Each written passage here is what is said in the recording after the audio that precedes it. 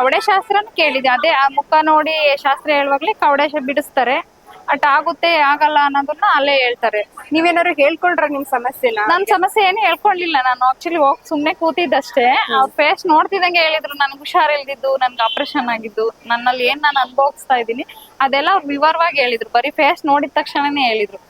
ಅಷ್ಟೆಲ್ಲ ನಾವೇನ್ ಹೇಳ್ಕೊಟ್ಟಿರ್ತೀವಿ ಅವ್ರಿಗೆಲ್ಲ ನಮ್ ಮುಖ ನೋಡಷ್ಟು ಹೇಳ್ತಾರೆ ಅಂದ್ರೆ ಅದೆಲ್ಲ ಅಮ್ಮನ ಶಕ್ತಿನೇ ಅವ್ರಿಗೆ ಕಾರಣ ಆಗಿದೆ.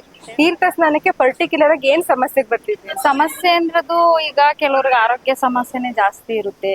ಕಾಲ್ ಪೇನು, ಬ್ಯಾಕ್ ಪೇನು ಅನ್ನೋದು ಏನಾದ್ರು ಒಂದ್ ಇರುತ್ತೆ. ನನಗೆ ತುಂಬಾ ಕಾಲ್ ಪೇನು ಯಾವಾಗ ಬರ್ತಾನೆ ಇರೋದು. ಆಪರೇಷನ್ ಬೇರೆ ಆಗಿದ್ದು, ಗಾಲ್ ಬಿಡರ್ ಆಪರೇಷನ್ ಆಗಿತ್ತು. ಕಂಟಿನ್ಯೂಸ್ಲಿ ಟ್ಯಾಬ್ಲೆಟ್ಸ್ ಅದು ಇದು ತಗೊಂತಿದ್ದೆ. ಈಗ ಇದೆಲ್ಲ ಮಾಡಿ ತೀರ್ಥ ಸ್ನಾನಕ್ಕೆಲ್ಲ ಬಂದ್ಮೇಲೆ ನಾನು ಯಾವ್ದು ಟ್ಯಾಬ್ಲೆಟ್ಸ್ ಏನು ತಗೊಂತಿಲ್ಲ. ಆರಾಮಾಗಿದ್ದೀನಿ, ಚೆನ್ನಾಗಿದ್ದೀನಿ, ಖುಷಿಯಾಗಿದ್ದೀನಿ. ಏನ್ ಹೇಳ್ತೀರಾ ವಿಜಯಕಲೆ ಅಮ್ಮನ್ ಮಹಿಮೆ ಬಗ್ಗೆ? ಅಮ್ಮ ತುಂಬಾ ಪವರ್ಫುಲ್. ಮೇನ್ ನಂಬಿಕೆ ಇಟ್ ಬಂದ್ರೆ ಅನ್ಕೊಂಡಿದ್ದೆಲ್ಲ ಸಕ್ಸಸ್ ಆಗುತ್ತೆ. ಒಂದಿನ ಬಂದು ನಂಗೆ ಆಗ್ಲಿಲ್ಲ ಹಂಗೆ ಹಿಂಗೆ ಅನ್ಕೋಬಹುದು. ಮೇನ್ ನಂಬಿಕೆ. ಈಗ ಒಂದ್ ವ್ಯಕ್ತಿ ನಂಬಿದ್ರು ಸಹ ನಾವು ಬೇಕಂತ ಅವ್ರು ನಮ್ಗೆ ಏನಕ್ಕೆ ಅಂದ್ರೆ ಸ್ಟ್ರಾಂಗ್ ಆಗಿ ನಂಬ್ತೀವಿ ಅವರಿಂದ ನಮ್ಗೆ ಒಳ್ಳೇದಾಗ್ಬೋದು ಅಂತ. ಆ ನಂಬಿಕೆನ ಅಮ್ಮನ ಮೇಲೆ ಇಟ್ರೆ ಖಂಡಿತ ಒಳ್ಳೇದಾಗುತ್ತೆ. ಎಲ್ರು ಬರ್ಬೋದು, ನಂಬಿಕೆ ಇಟ್ ಬನ್ನಿ, ಖಂಡಿತ ಒಳ್ಳೇದಾಗುತ್ತೆ.